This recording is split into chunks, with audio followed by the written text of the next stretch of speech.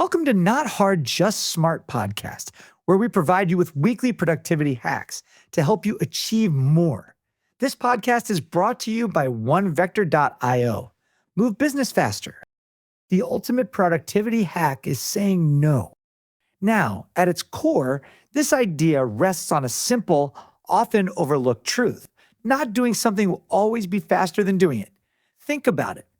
Every task, every meeting, every request, no matter how small, takes up your precious time and mental energy. By simply declining something that isn't essential, you instantly reclaim those resources. It's like taking a direct route instead of a winding detour. That saved time and energy can then be channeled into your core priorities, leading to much faster progress on what truly matters. It's a fundamental principle of efficiency that we often forget. But of course, knowing that saying no is powerful is one thing. Knowing when to say it is another. It's not about becoming a hermit or being unhelpful. It's about being strategic. So, when should you be wielding this no superpower? And when is it better to say yes? Let's start with yes. Generally, you want to lean towards a yes when an opportunity directly aligns with your core goals and priorities. Does it help you get closer to what you're trying to achieve? Also consider if it offers significant learning or growth potential.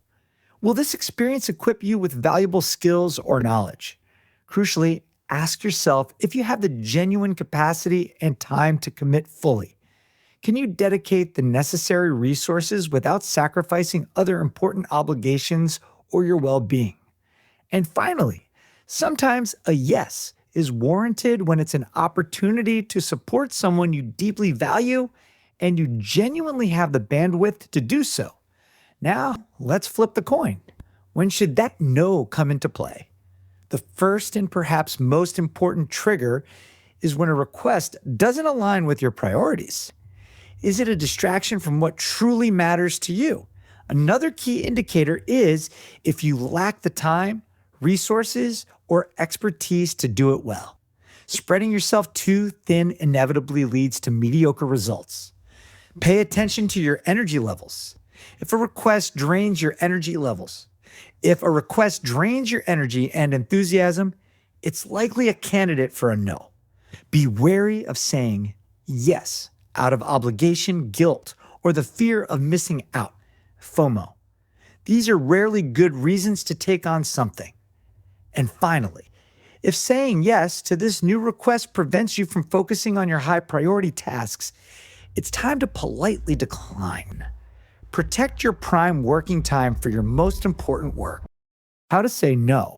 So, you've decided no is the right answer, but how do you actually say it? It doesn't have to be a blunt rejection. There are ways to be both firm and considerate. The first step is to be direct and clear. Avoid waffling or leaving room for misinterpretation. A simple and polite "thank you for considering, but I won't be able to take this on at this time" is often the most effective.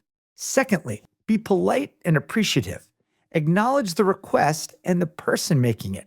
Starting with something like "thank you for thinking of me" or "I appreciate you reaching out" can soften the no. While you don't need to write a novel, offering a brief explanation can sometimes be helpful. For example, "My current workload is at capacity." If appropriate, suggest alternatives. If you genuinely want to be helpful but can't commit fully, you might suggest someone else who could be a better fit or offer a different, more limited form of assistance. And if you're ever caught off guard, don't feel pressured to give an immediate answer. Delay your response by saying something like, "Let me consider my current commitments and get back to you by date time." This buys you valuable time to assess. Finally, when formulating your no, focus on your priorities. You can frame your refusal in terms of your existing commitments. I need to prioritize my current projects at the moment. Upgrading your no. Now, as you become more comfortable with saying no, you can actually upgrade your approach to be even more effective while maintaining positive relationships. Think of these as more nuanced ways to decline. There's the soft no. This involves expressing your inability to commit now, but leaving the door slightly ajar for the future. For example, "This sounds interesting, but I don't have the bandwidth right now. Perhaps we can revisit it in specific time frame. Then you have the conditional no. You might be willing to say yes, but only under specific circumstances. I could potentially help with a specific part of the task if a certain condition is met. For those bigger picture decisions, there's the strategic no. This is about proactively declining opportunities that don't serve your long-term vision, even if they seem appealing in the short term. This shows a clear understanding of your direction.